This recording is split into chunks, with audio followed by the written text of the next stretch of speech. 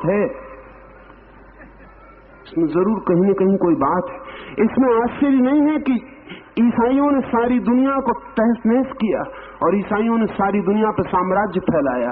कहां जीसस, जिसने कहा था कि जो तुम्हारे गाल पर एक चांटा मारे तुम दूसरा गाल उसके सामने कर देना, और जिसने कहा था जो तुम्हारा कोट छीन ले उसे तुम कमीज भी दे देना, और जिसने कहा था जो तुमसे 1 मील तक बोझा ढोने को कहे तुम 2 मील तक चले जाना। इस आदमी को मानने वाले लोग सारी दुनिया पर गुलामी ढा देंगे। ये कोट भी छीन लेंगे, कमीज भी छीन लेंगे, ये 2 मील की जगह 2000 मील लोगों को चला देंगे।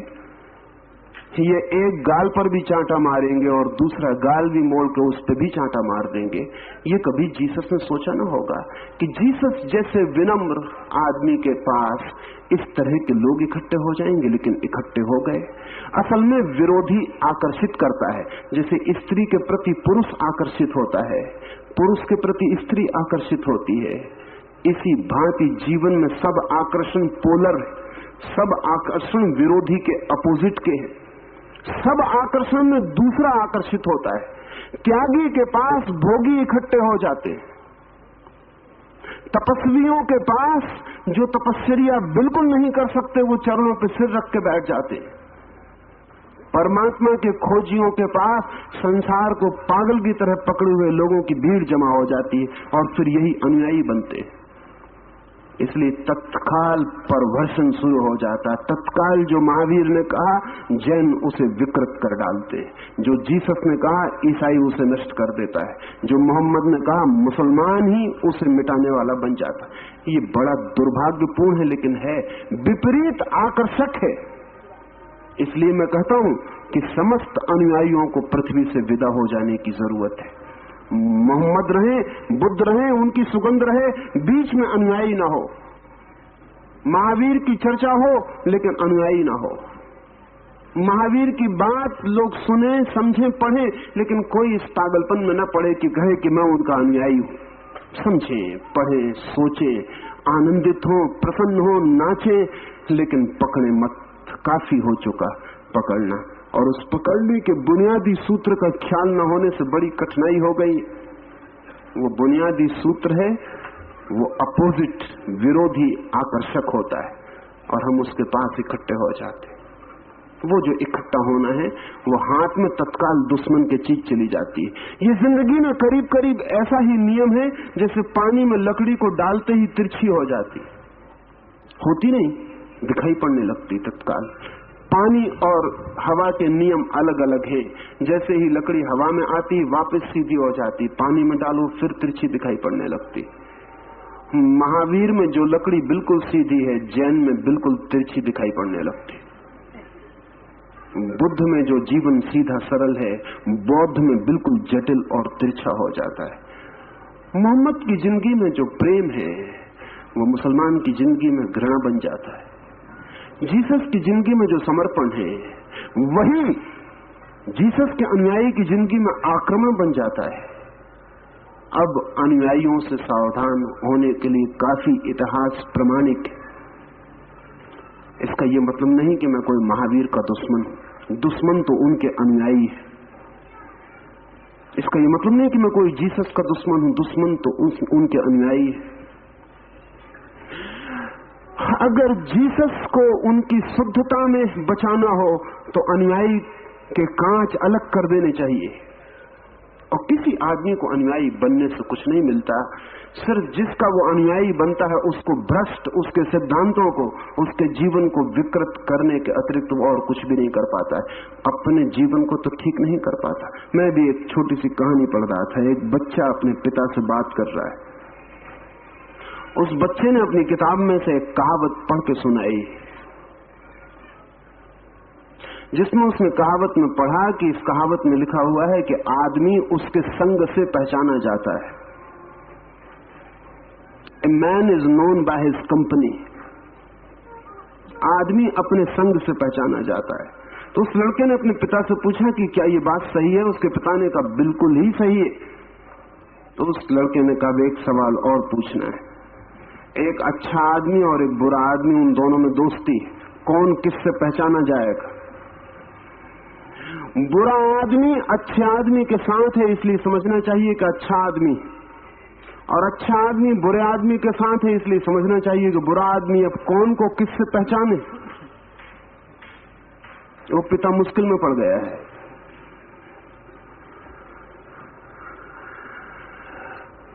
जीसस पहचाने जा रहे हैं ईसाई के द्वारा, इसलिए जीसस को पहचानना मुश्किल हो गया है। महावीर पहचाने जा रहे हैं जैन के द्वारा, इसलिए महावीर को पहचानना मुश्किल हो गया है।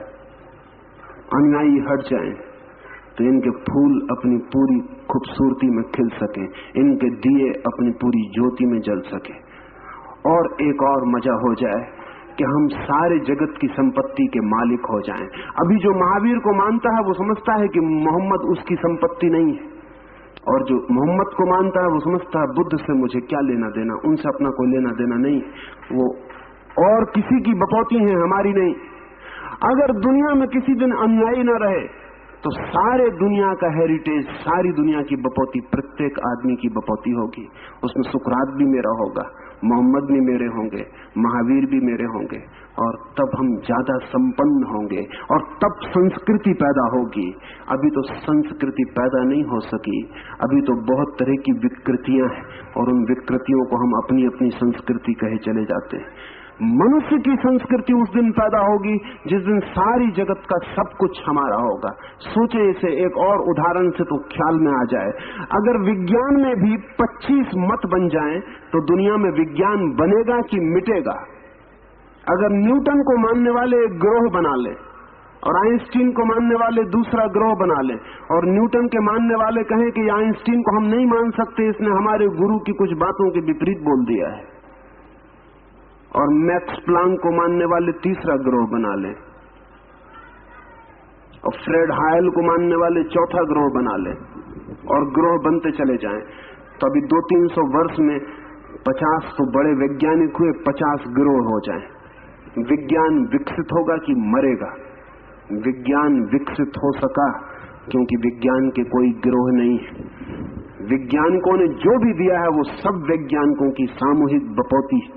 धर्म संस्कृति पैदा नहीं कर पाया क्योंकि धर्म के गिरोह बन गए। दुनिया में 300 गिरोह है, इसलिए धर्म कैसे पैदा हो अगर ये गिरोह बिखर जाएं? महावीर ने भी दिया है, एक कोने से उन्होंने एक दर्शन दिया है सत्य का, बुद्ध ने किसी दूसरे कोने से वो दर्शन दिया है, मोहम्मद ने किसी तीसरे कोने से वो दर्शन दिया है, क्राइस्ट उसी की कोई चौथी खबर ले आए हैं। इन सारी की सारी संपत्ति हमारी है, मनुष्य की है, और अगर ये सारी संपत्ति इकट्ठी हो और हम सब इसके वसीयतदार हों तो दुनिया में संस्कृति पैदा होगी। अभी तो संस्कृति नहीं है, सिर्फ खंड खंड विकृतियां हैं, और अगर ये सारी संपत्ति हमारी हो तो दुनिया में धार्मिक चित्त पैदा होगा। अभी धार्मिक चित्त नहीं, केवल सांप्रदायिक चित्त है, सेक्टेरियन माइंड है, अभी रिलीजियस माइंड दुनिया में नहीं। हाँ, कभी कभी कोई एक आदमी धार्मिक पैदा होता है तो उसके आसपास तत्काल सांप्रदायिक इकट्ठे हो जाते हैं, और वो आदमी जिंदगी भर में मेहनत करके जो खोज पाता है उसके आसपास इकट्ठे लोग थोड़े ही दिन की मेहनत में सबको नष्ट करके विकृत कर देते हैं। महावीर किसी के भी नहीं है और बुद्ध किसी के भी नहीं है, या सबके है। कोई उनका मालिक नहीं है, कोई दावेदार नहीं है, या फिर सब उनके दावेदार हैं।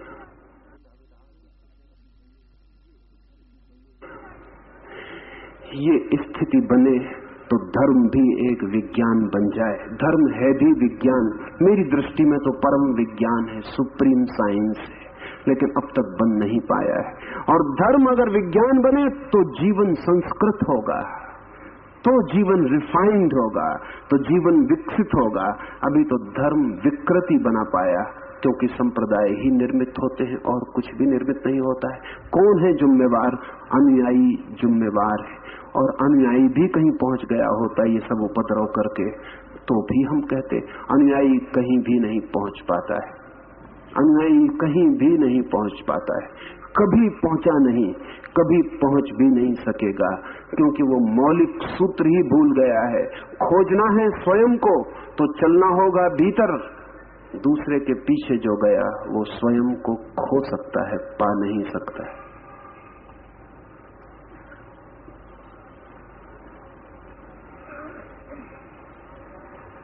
आचार्य श्री, आपने कहा प्याज का उदाहरण देते हुए कि प्रत्येक व्यक्ति के अनेक चेहरे हैं, मुखौटे हैं, चुराए हुए हैं, और ये मुखौटे तो होंगे और हर हालत में होंगे। केवल भेद करना पड़ेगा सद मुखौटों का और असद मुखौटों का। मैं किसी से घृणा करता हूं, लेकिन जब वो मेरे पास आता है तो मैं उसका मुस्कुराकर स्वागत करता हूं।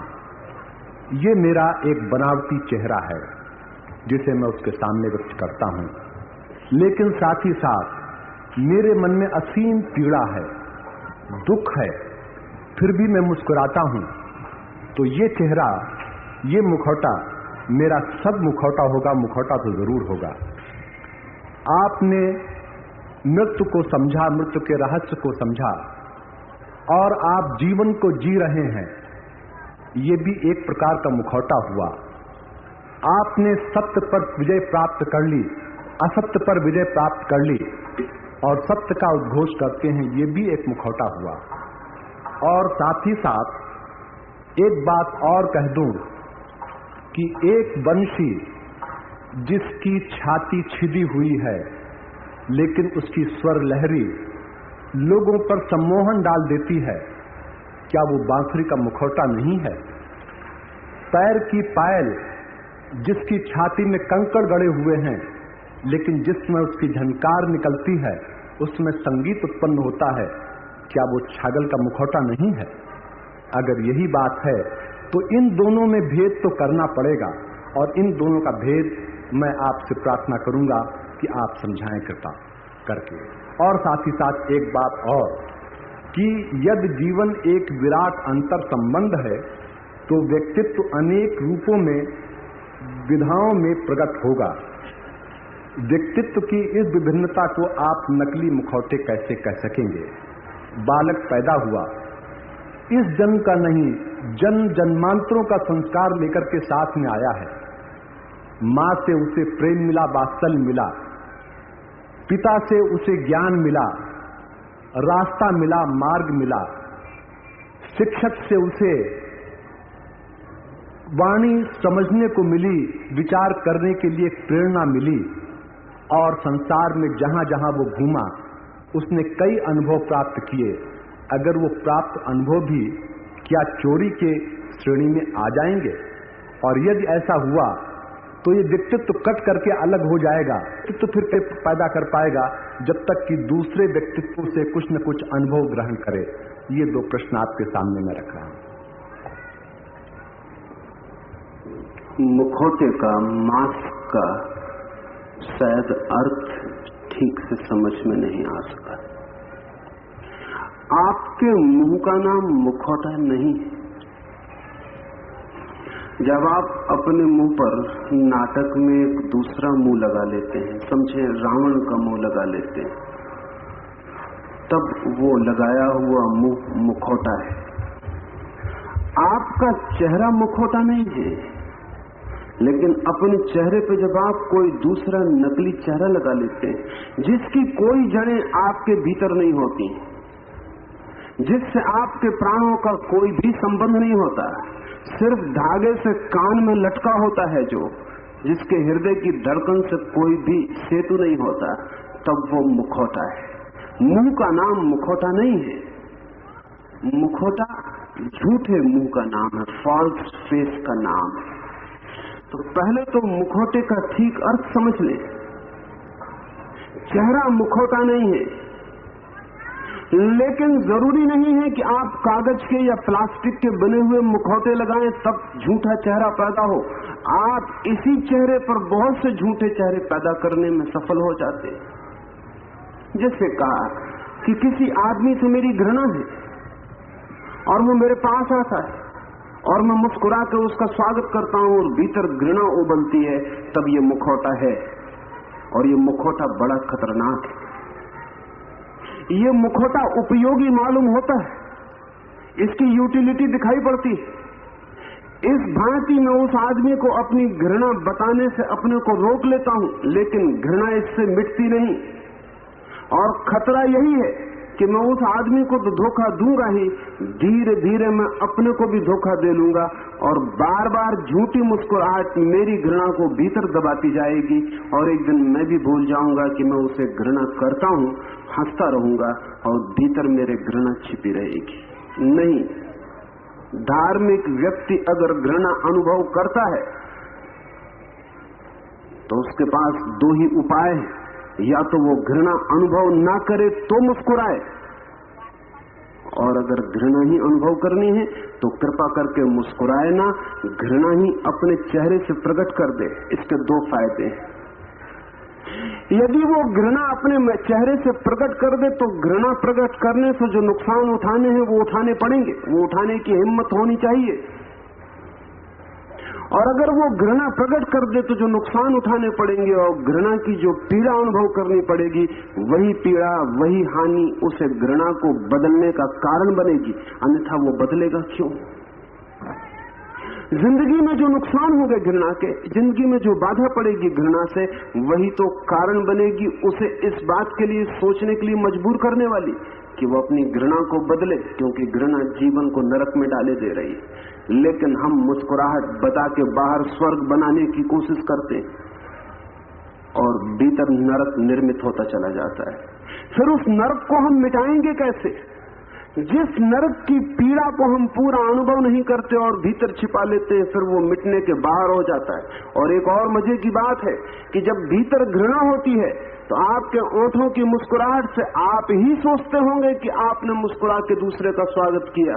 जब भीतर घृणा होती है तो ओंठों पे आई हुई मुस्कुराहट बिल्कुल जहरीली हो जाती है और दूसरा उसे अच्छी तरह देख पाता है कि वो मुखौटा है। हंस सकते हैं आप, लेकिन भीतर की घृणा को प्रकट होने से रोकना बहुत मुश्किल है।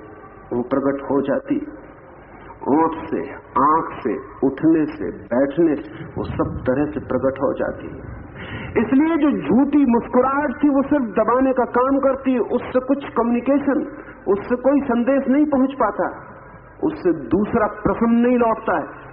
और कई बार तो वो दूसरा आदमी प्रसन्न नहीं होगा इस बात से कि आप एक ऑथेंटिक और प्रामाणिक आदमी हैं। अगर आपको क्रोध है किसी पर तो स्पष्ट कह दें कि मुझे क्रोध है और मैं क्रोधी आदमी हूं, और क्रोध कर लें और क्रोध की पीड़ा को भोग लें और क्रोध के परिणाम झेल लें, तो आज नहीं कल ये क्रोध की अग्नि ही आपको क्रोध के बाहर ले जाने का कारण बनेगी। अन्यथा भीतर क्रोध होगा, बाहर हंसी होगी और धीरे धीरे वो क्रोध भीतर इकट्ठा होकर जलाता रहेगा और बाहर झूठी हंसी, सूखी हंसी, व्यर्थ हंसी फैलती रहेगी, निष्परिणाम, बिना किसी परिणाम के। कोई उस हंसी से प्रसन्न नहीं होगा, कोई उस हंसी से आनंदित नहीं होगा, क्योंकि लोग हंसी से आनंदित नहीं होते। हंसी के पीछे पूरा व्यक्तित्व हंसना चाहिए, तभी वो हंसी किसी दूसरे के हृदय को छू पाती है। हंसी के साथ पूरे प्राण हंसने चाहिए, तभी उस हंसी में जीवन होता है।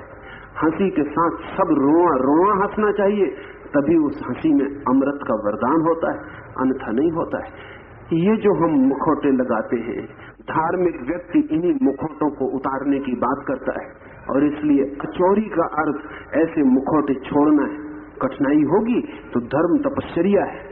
धर्म की तपश्चर्या का मतलब धूप में खड़े होना नहीं है। धर्म की तपश्चर्या का मतलब जीवन की सब तरह की धूप में खड़े होने की हिम्मत है। जब क्रोध है तो कहें कि क्रोध है, और जब घृणा है तो कहें कि घृणा है। कम से कम ईमानदार तो बने, कम से कम सिंसियर तो हो, कह दें कि ऐसा है। उस पीड़ा को अनुभव करें, जिए उसे। उस जीने में से गुजरने से ही हाथ जलेंगे। जले हुए हाथ ही कल रोकने का कारण बनते। और जिस आदमी को आपने क्रोध प्रकट किया और कहा कि क्रोध है, जिस आदमी पे आपने घृणा की और कहा कि घृणा है, कल अगर आप उस आदमी के साथ हंसेंगे और प्रेम करेंगे तो वो समझेगा कि प्रेम भी है।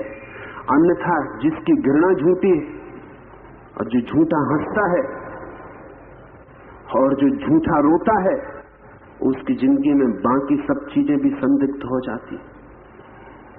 इसलिए अगर कभी किसी बाप ने अपने बेटे पर सच सच क्रोध नहीं किया तो ध्यान रखना, बाप की क्षमा भी बेटा कभी ईमानदारी से स्वीकार नहीं कर पाएगा। वो जानता है बाप बेईमान है, क्षमा भी पता नहीं। अगर किसी पत्नी ने अपने पति पर कभी क्रोध नहीं किया, क्रोध को दबाया और छिपाया और मुस्कुराई, तो ध्यान रखना जब वो सच में भी कभी मुस्कुराएगी तब भी भरोसा बहुत मुश्किल है, क्योंकि वो ऑथेंटिक व्यक्ति नहीं है उसके पास, प्रामाणिक व्यक्तित्व नहीं है उसके पास। उसके प्रेम के सच्चे होने की भी संभावना रोज रोज कम होती जाएगी।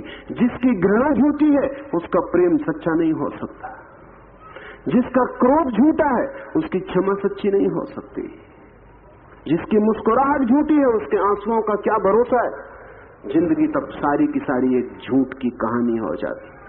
धर्म इसके खिलाफ बगावत है, धर्म विद्रोह है, धर्म एक रिबेलियन है, धर्म इनसिंसियरिटी के खिलाफ, बेईमानी के खिलाफ एक ईमानदार होने की घोषणा है।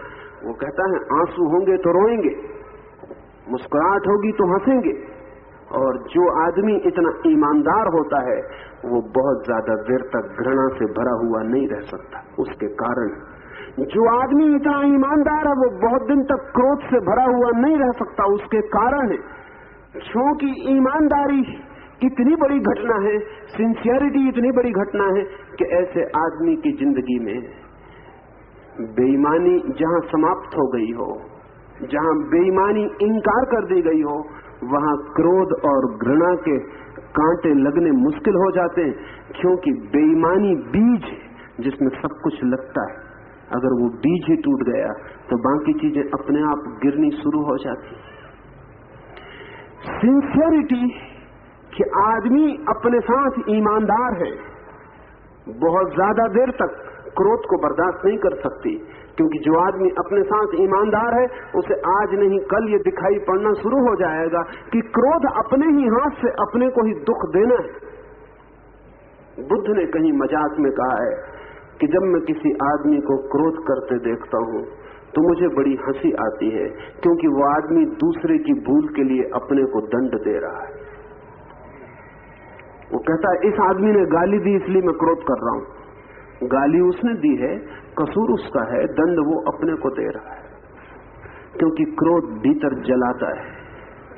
कोई आग इतना नहीं जलाती और कोई आग चमड़ी के भीतर, हड्डियों के भीतर प्रवेश नहीं करती, लेकिन क्रोध की आग आत्मा तक जला डालती है, भीतर सब जला डालती है, भीतर राख कर देती। जब एक आदमी आग में हाथ डालने से हाथ खींच लेता है तो एक आदमी क्रोध की आग में कैसे हाथ डाल पाता है? डाल पाता है इसीलिए कि उसने कभी पूरी तरह देखा ही नहीं कि वो क्रोध में हाथ डाल रहा है। क्रोध में हाथ डालता है, दिखाता है कि हम फूलों को छू रहे हैं, भीतर घृणा में जलता है, ओठों पर मुस्कुराहट रखता है, ये मुस्कुराहट भी देखता रहता है, अटका रहता है, मुस्कुराहट में हाथ जल जाते हैं भीतर आग में। अगर कोई आदमी झूठी मुस्कुराहट न हंसे और अपने प्राणों के सारे रुदन को, पीड़ा को, कष्ट को देखे तो आज नहीं कल ये जलती हुई आग उसे दिखाई पड़ जाती है। इस दुनिया में इतना ना समझ कोई भी नहीं है कि जो देख ले क्रोध को, देख ले घृणा को, वो घृणा में रह सके, असंभव है, वो उसके बाहर आ जाता है। इसलिए जब मैंने कहा कि हम मुखौटे लगा के चोरी करते हैं तो मेरा मतलब ये नहीं है, मेरा मतलब ये नहीं है कि आप मुस्कुराते हैं तो मुखौटा है। मुस्कुराते हैं तो मुखौटा तब होगा जब भीतर कोई मुस्कुराहट नहीं है, मुस्कुराहट सिर्फ ऊपर है। रोते हैं तो मुखौटा होगा जब आंसू भीतर बिल्कुल नहीं है और सिर्फ आंखों में आंसू। जब स्वागत करते हैं तब मुखौटा होगा जबकि प्राण बिल्कुल कह रहे हैं कि ये आदमी कहां से आ गया, और कह रहे हैं कि अतिथि देवता हैं आप, आइए विराजिए। तब अतिथि तो अपमानित होता ही है, देवता भी अपमानित होते हैं। नहीं कह दे, जैसा है वैसा ही कह दे, कठिन होगा। वो कठिनाई पैदा होनी ही चाहिए, क्योंकि कठिनाई होगी तो ही मुक्ति होती है। कठिन होगा। घर आए मेहमान से अगर कहें कि बड़े संकट में डाल दिया है देवता बिल्कुल नहीं मालूम पड़ रहे हैं आप, कठिनाई होगी, झूठा चेहरा बचाना मुश्किल हो जाएगा। लेकिन इस कठिनाई को सहने से आज नहीं कल अतिथि देवता मालूम पड़ सकता है, क्योंकि इतना जो सरल हो जाएगा उसे ही अतिथि देवता मालूम पड़ सकता है। जो इतना कनिंग है कि भीतर कह रहा है कि दुष्ट कहां से आ गया, जो इतना चालाक है भीतर कह रहा है ये दुष्ट कहां से आ गया, और ऊपर से कह रहा है कि आप देवता हैं, विराजिए, घर में आनंद छा गया है, ये इस आदमी को अतिथि देवता कभी भी मालूम नहीं पड़ सकते।